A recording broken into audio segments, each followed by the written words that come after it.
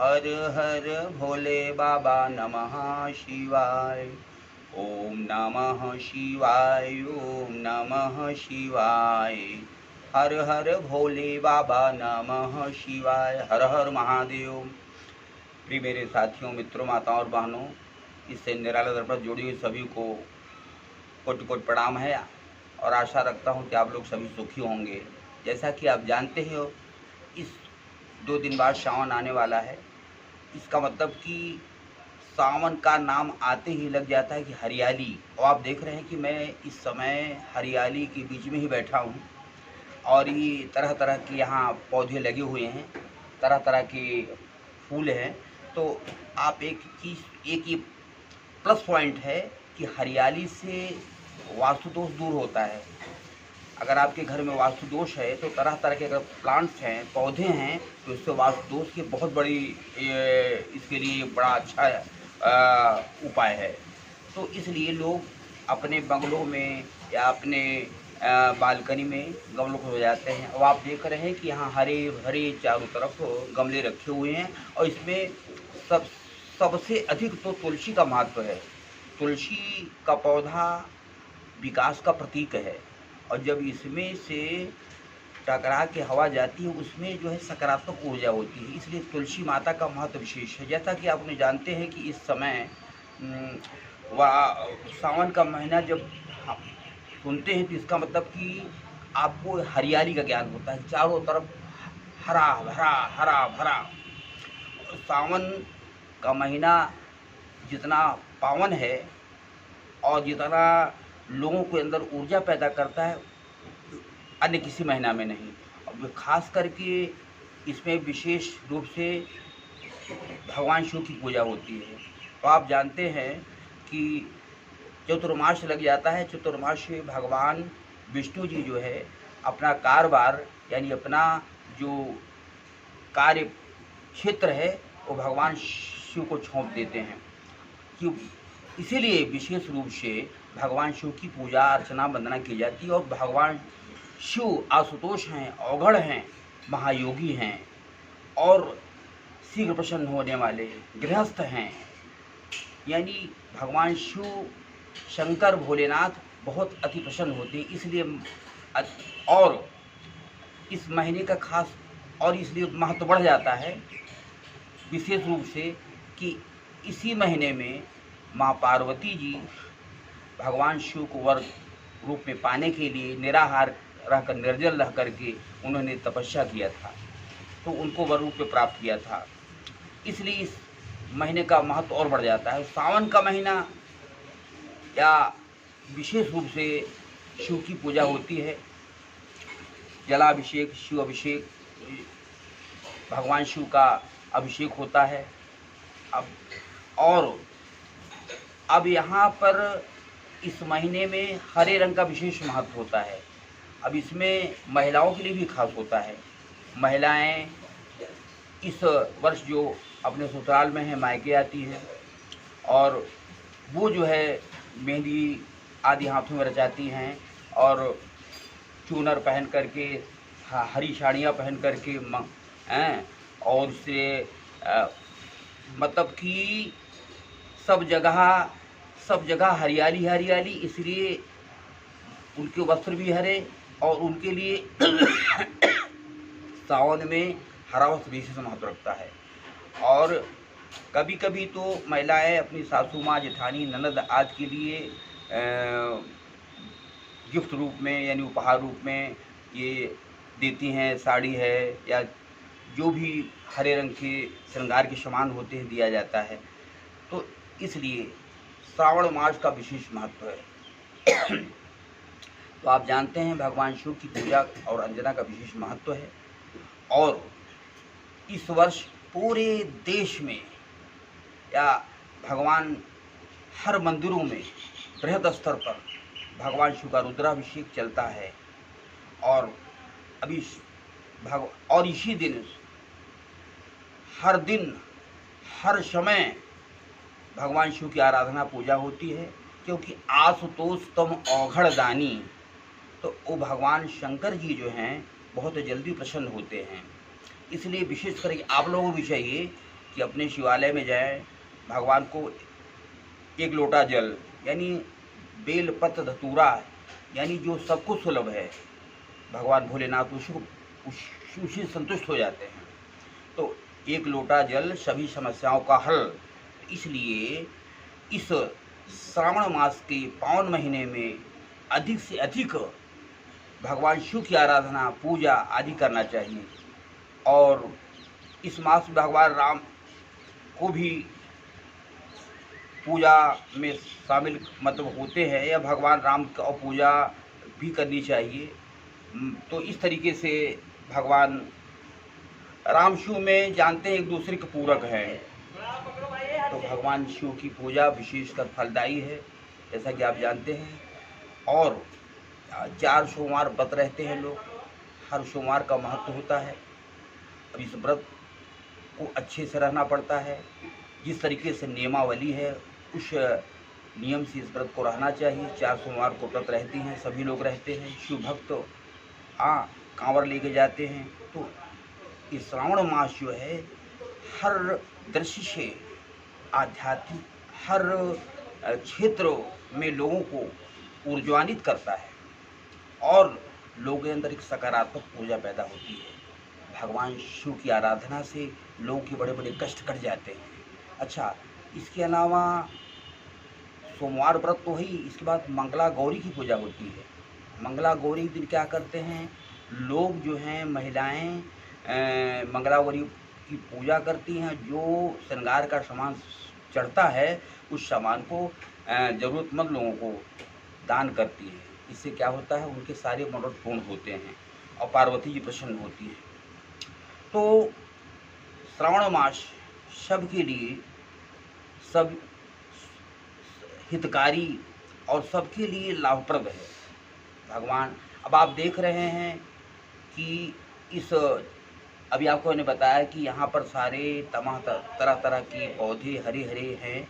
और आप भी अगर आप चले जाएं किसी क्षेत्र में, यदि गांव की ओर चले आए तो वहाँ देखेंगे चारों तरफ हरा भरा दृश्य, अनुपम दृश्य दिखाई पड़ेगा, जिससे कि ऐसा लगता है कि मैं किसी ऐसी जगह में हूँ जहाँ पर कि हर सुख उपलब्ध है।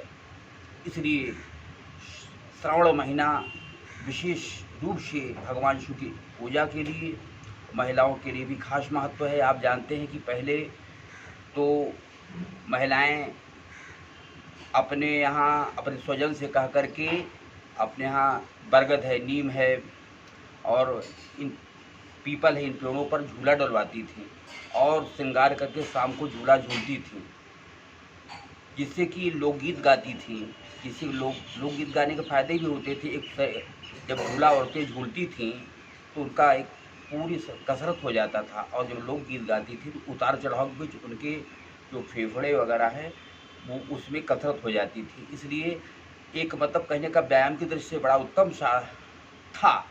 लेकिन जिस तरीके से समाज में परिवर्तन हुआ, प्रगति हुई, या समाज कहिए कि भौतिकता की ओर बढ़ गया, तो इन हम जड़ों से हट गए हैं, इन फायदों से वंचित रह जा रहे हैं। हमें अपनी परंपरा के विमुख होते जा रहे हैं।